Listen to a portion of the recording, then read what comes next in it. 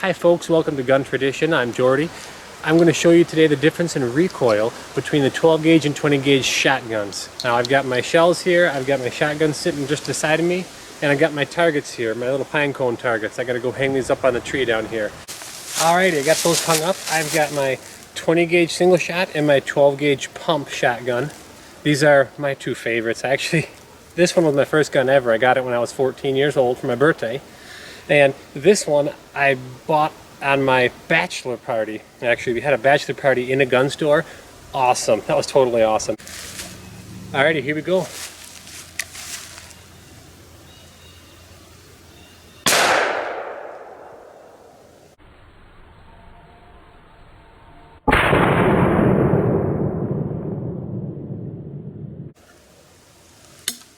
A little pop to it, but not too much. Alright, so now I got the 12 gauge. I want to see if you guys can notice a difference in the recoil, or even just the speed of the recoil in the 12 gauge by watching on the video.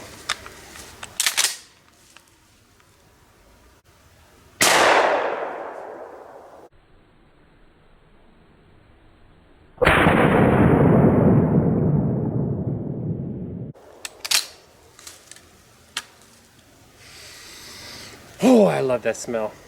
So what did it look like to you? Now for firing the gun, this heavier gun, the pump, the 12 gauge here, is significantly heavier than that single shot 20. So I could feel it was a slower slap into me than the 20 gauge. Let's go back to the 20.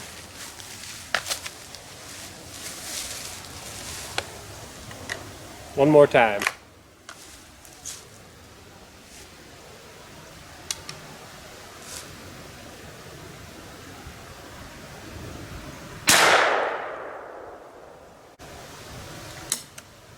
Definitely it's a faster, sharper slap with this lighter weight single shot 20 gauge.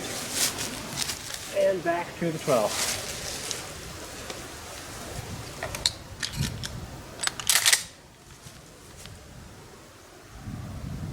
There you are. Nailed it. This 12 is more manageable recoil. Now, to be fair, I'm firing your cheap target loads or clay loads.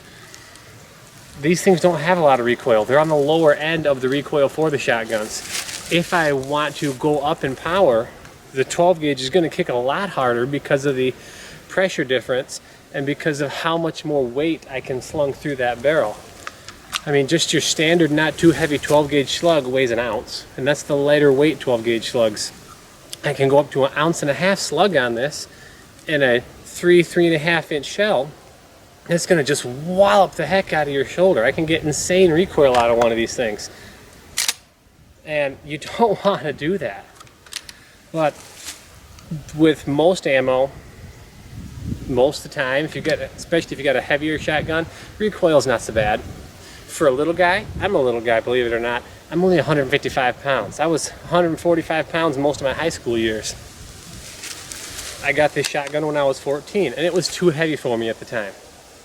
Well, that was a pain, but at the same time, it was a little harder for me to lift up and point. I got the hang of it after a while, but the recoil was a lot milder.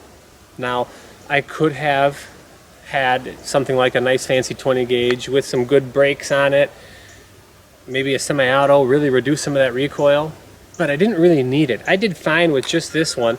It was a little long and a little heavy, but I did great with it. So the biggest things that I noticed, number one, I'm not used to the trigger on this shotgun. It breaks at a whole different time, and it kind of caused me to flinch more. Plus the fact that it's a shorter stock. It's a youth gun. Shorter stock, it doesn't fit me. That also tends to cause you to flinch more. And that's the biggest part. The shotgun has to fit you. If it's too heavy to hold up, you just can't handle it. You're not going to be able to hit what you're aiming at very well, unless it's standing still and you have a rest. But if the stock doesn't fit you, if it just doesn't fit, if you can't get that good cheek weld, then it's going to end up hitting you harder. And the reason being is because it's not bracing against your face and against your shoulder well. You're not getting a good angle of the elbow to pull it in tight. The most important part is the shotgun has to fit the shooter.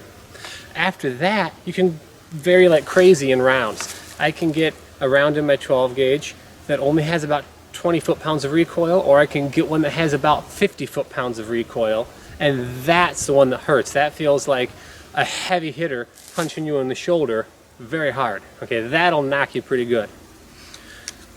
Get a shotgun that fits the shooter, that just feels comfortable and that's easy to handle. After that, if you want to keep it milder recoil, just get the milder recoiling. You know, your birdshot, you can get some of the lighter weight buckshot, and just your average slugs. You don't have to go up real high power unless you really just want to punish your shoulder. All in all, there is a difference between these two, but it's not night and day. This is not like half the recoil of the 12 gauge. So just get the gun that fits the shooter. I'll catch you guys later. Bye now.